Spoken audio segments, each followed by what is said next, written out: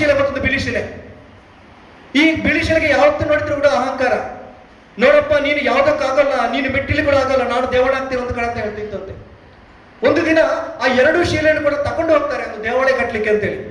ಆ ತಕೊಂಡು ಹೋದಾಗ ಅಲ್ಲಿ ಕಡೆಯುವಾಗ ಆ ಬಿಳಿ ಶಿಲೆ ಹೇಳ್ತಾರೆ, ನೋಡಪ್ಪ ನಾನು ಹೇಳಿದ್ದೇನಲ್ಲ, ನಾನೀಗ ದೇವಳಾಗ್ತೇನೆ, ನನ್ನೆಲ್ಲರೂ ಕೂಡ ಕೈ ಮುಗಿತಾರೆ, ನನ್ನ ಒಂದು ಅಡ್ಡ ಬೀಳ್ತಾರೆ ಅಂತ ಹೇಳ್ತಾರೆ.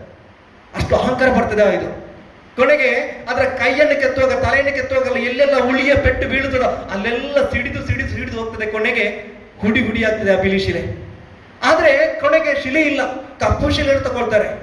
ಕಪ್ಪು ಶಿಲೆಯನ್ನು ಕೆತ್ತಿ ಕೆತ್ತಿ ಕೆತ್ತಿ ಮಾಡುವಾಗ ಅದನ್ನೆಲ್ಲ ನೋವನ್ನು ಕೂಡ ಸಹಿಸಿಕೊಳ್ತದೆ, ಒಂದು ಸುಂದರ ಮೂರ್ತಿಯಾಗಿ ರೂಪುಗೊಳ್ತದೆ.